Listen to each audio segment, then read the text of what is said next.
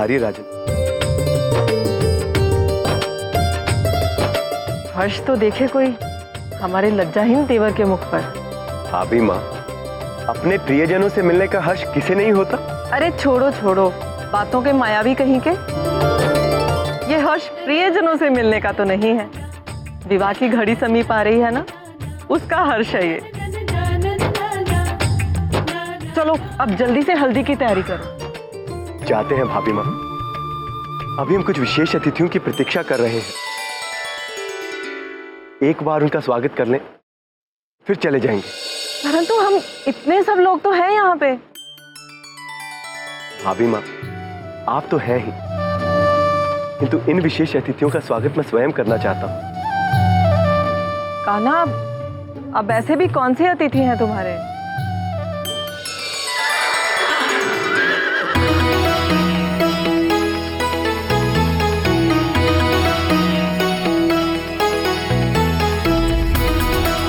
भाभी माँ, वो जिनके कारण रुक्मणी संसार में है।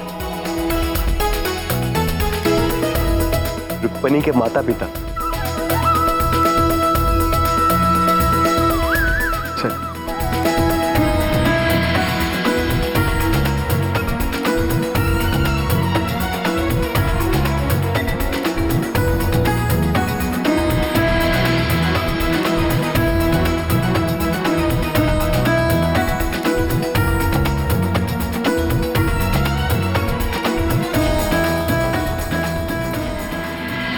प्रणाम माँ।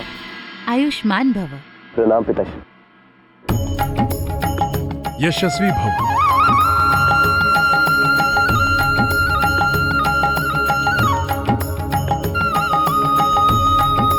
आपके आभारी हैं जो आपने द्वारका में पधार कर हम सबका मान बढ़ाया।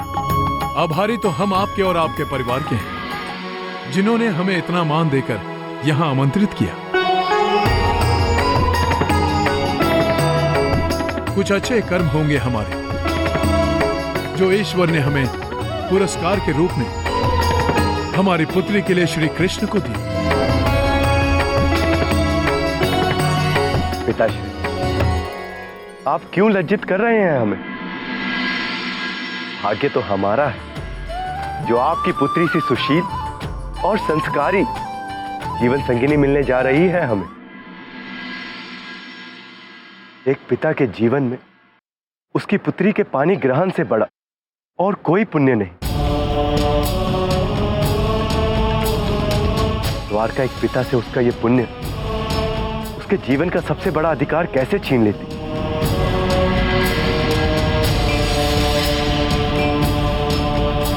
आपका स्वागत है यहां पर।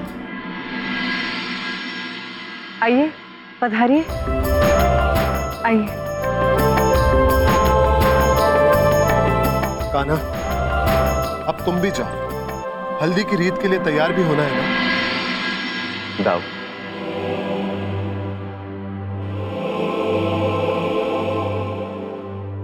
अभी हमें एक और विशेष अतिथि का स्वागत करना है, उसके बाद।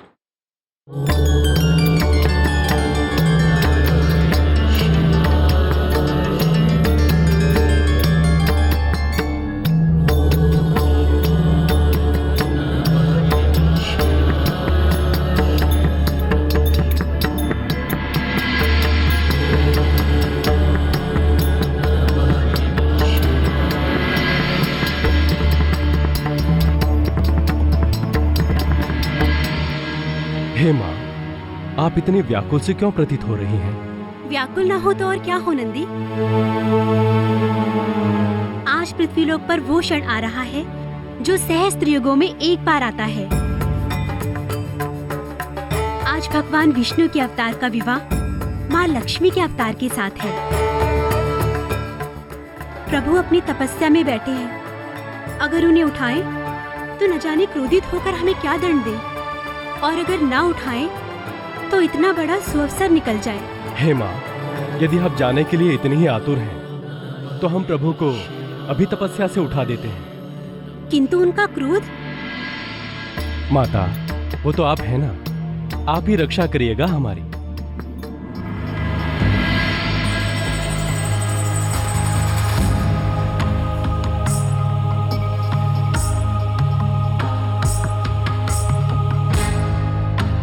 हे भोलेनाथ,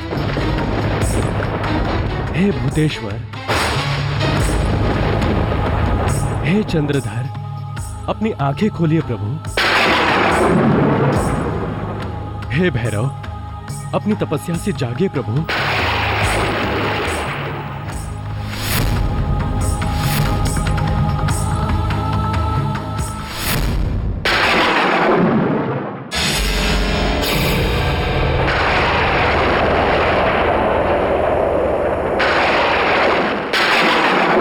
नंदी, हमारी तपस्या भंग करने का कारण बताओ।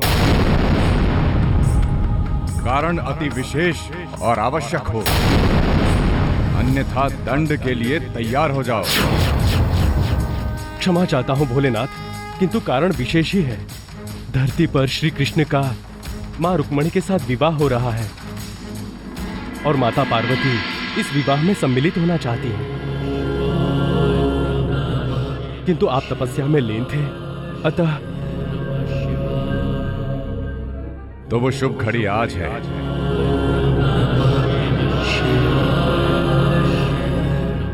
अच्छा हुआ नंदी, तुमने हमें तपस्या से उठा दिया, वरना हम इस शुभ विवाह को देखने से वंचित रह जाते। भगवान विष्णु का धरती लोक पर विवाह एक स्वर्णिम अवसर है।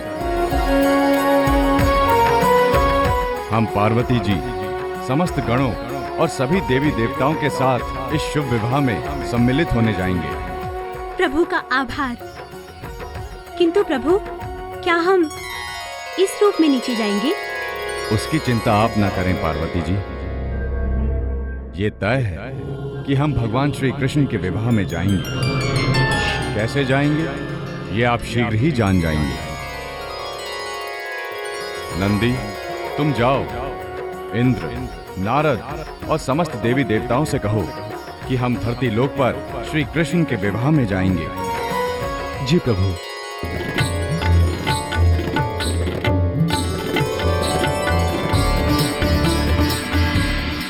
देवराज इंद्र को हमारा प्रणाम।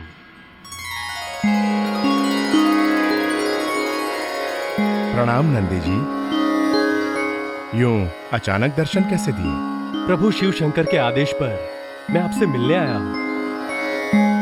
मृत्यु लोक में परमपिता विष्णु स्वरूप कृष्ण और महामाया लक्ष्मी स्वरूप रुक्मणी का विवाह होने वाला है। अतः मेरे भोले प्रभु ने आदेश दिया है कि आप समेत सभी देवगण इस शुभ विवाह में सम्मिलित हों। सच कहें तो हम स्वयं ही प्रभु के आदेश की प्रतीक्षा कर रहे थे कि कब वो कहें और हम चलें। कैसा मनमोहक दृश्य होगा जब तीनों लोकों के स्वामी महालक्ष्मी के अवतार रुक्मिणी जी के साथ मंडप में बैठेंगे, एक आम इंसान की लीला दिखाते हुए, अग्निदेव को साक्षी मानते हुए रुक्मिणी जी को स्वीकार करेंगे। हम सभी तो प्रस्थान के लिए तैयार हैं। चले?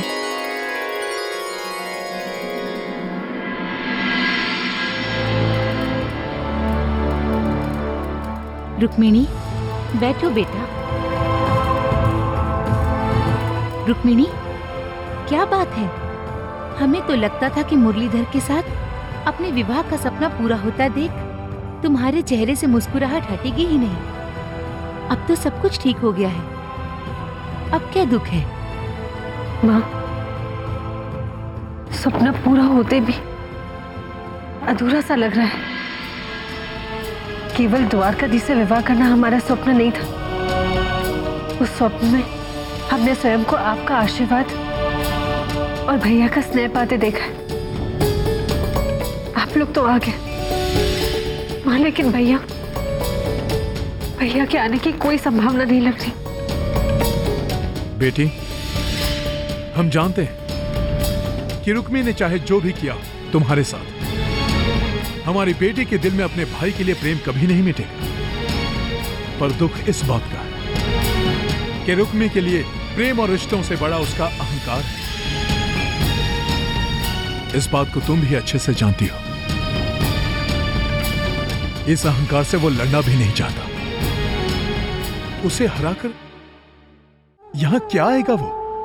राजकुमारी जी, मुहूर्त निकला जा रहा है, आप आसन ग्रहण करें।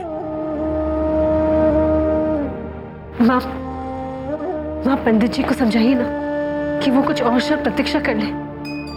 वहाँ ऐसा भी तो हो सकता है ना कि हमारा प्रेम भैया के अहंकार पे भारी पड़ जाए। क्या माँ, ऐसा भी हो सकता है कि देवी देवताओं को हम पर दया आ जाए और वो कोई ऐसा चमत्कार करे कि हमारे भैया हमारे पास आ जाए।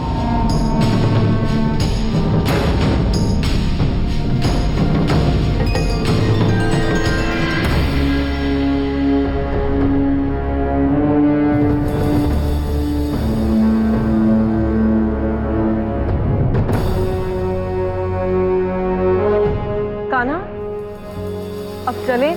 हल्दी के लिए कितना विलंब हो रहा है। भाभी माँ, बस कुछ क्षण और। अब किसकी प्रतीक्षा कर रहे हो तुम? कान्हा, हमारी समझ में तो ये नहीं आ रहा कि ऐसे कौन से विशेष अतिथि हैं तुम्हारे। सब तो आ चुके हैं और जो नहीं आए हैं उनके लिए विवाह का मुहूर्त टल तो नहीं सकता ना। कान्हा, मिथ्या आशा करने से कोई लाभ नहीं है कान्हा। उसका क्रोध और अहंकार उसे यहां पर आने नहीं देगा। दाऊ, मेरा यह विश्वास है, यदि क्रोध और अहंकार मन के भीतर का विष है तो प्रेम उस विष को समाप्त करने वाला अमृत। मुझे अपने विश्वास पर विश्वास है दाऊ। रुक्मी अवश्य आएगा।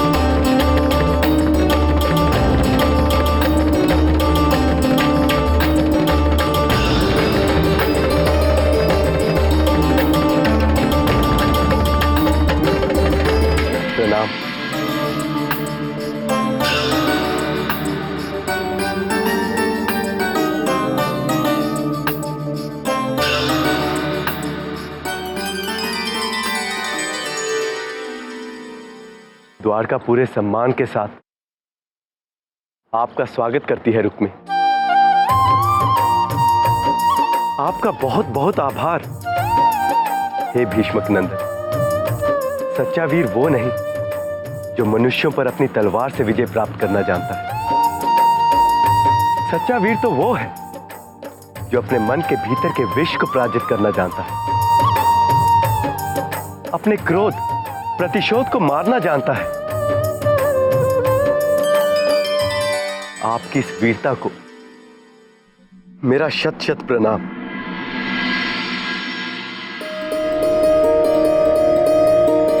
आपका स्वागत है रुक्मी। बहुत प्रसन्नता हुई ये देख कि आपने ना केवल हमारे आमंत्रण का मान रखा, अपितु पूरे संसार को यह दिखा दिया कि आप अपनी बहन से कितना प्रेम करते हैं।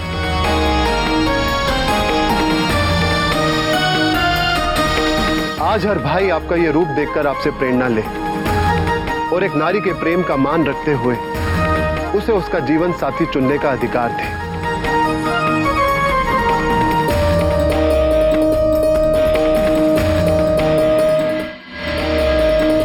एक बार पुनः आपका आभार भीष्मक पुत्र। हे शूरवीर बलराम, हे द्वारकाधीश, आभार तो मुझे करना है आपका। इतना बड़ा पाप करने से बचा लिया आपने मुझे। आज नहीं तो कल हमारा क्रोध शांत होता तो कैसे क्षमा कर पाते हम अपने आप को। अपने अहंकार और क्रोध में हम भूल गए थे कि रुक्मिणी मात्र हमारी बहन ही नहीं बल्कि एक मानव भी है। उसे भी अपना जीवन स्वतंत्रता से जीने का अधिकार है। कैसे क्षमा कर पाते हम अपने आप को जब वर्षों बाद हमें ग्लानि होती कि हम अपनी बहन के विवाह में सम्मिलित नहीं हो पाए। इस विवाह में हमारे आने या ना आने से किसी को भी हमारी कमी नहीं खलती, किंतु हमारे जीवन में हम एक महत्वपूर्ण हिस्सा रिक्त पाते।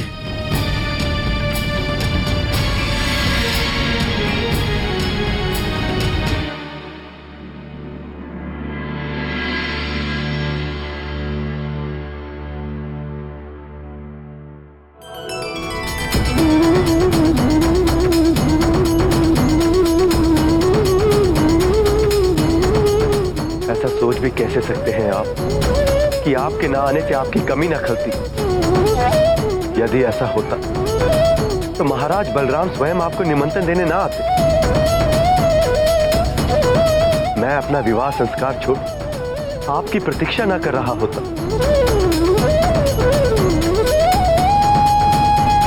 और सबसे बड़ी बात, आपकी बहन रुक्मिणी, जाइए और देखिए उससे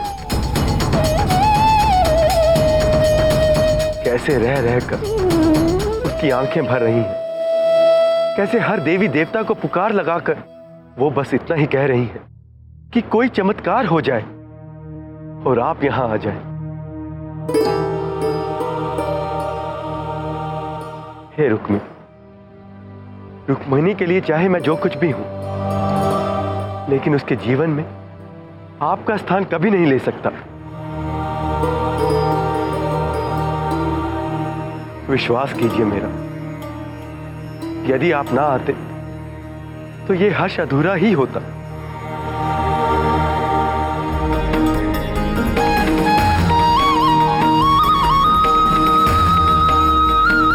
भाभी मां,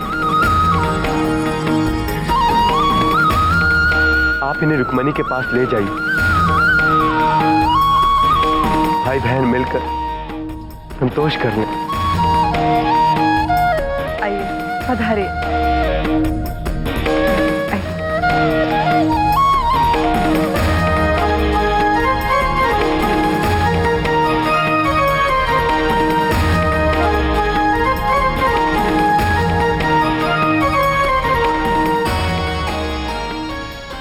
क्षमा करें राजकुमारी जी, परंतु विवाह संस्कार में विलंब होना अपशकुन होता है। आसन ग्रहण करें।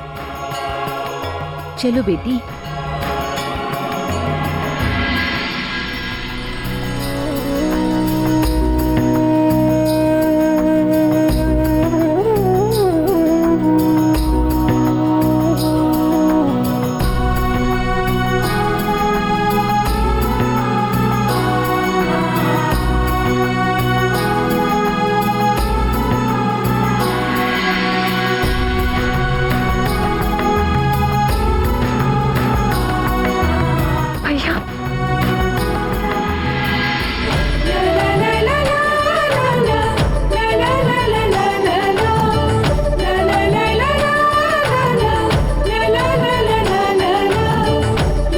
क्षमा कर दीजिए बहन, हमने आपको बहुत दुख पहुंचाया है। हम तो ये मान बैठे थे कि आप कभी हमारा मुख नहीं देखेंगे। एक बहन अपने भाई की टीस मन में ही लिए जाती, आपने हमारे विवाह पर आकर हमें सबसे मूल्यवान भेंट दी है। रुक्मिणी, क्षमा तो मुझे मांगनी चाहिए तुझसे। मुझसे क्षमा मांगकर मुझे लज्जित ना करो। पहले ही मैं अपने आप से बहुत लज्जित हूं। तू मुझसे जितनी छोटी है ना, उतनी ही बड़ी है रे। मेरे इतने अत्याचार सहने के बावजूद हमारे विवाह में ना आने पर तुम दुखी थी। रुक्मिणी, भूल जा पिछली बातों को, धूल डाल दे सब पर और अपने नए जीवन के लिए मुझसे आशीर्वाद ले।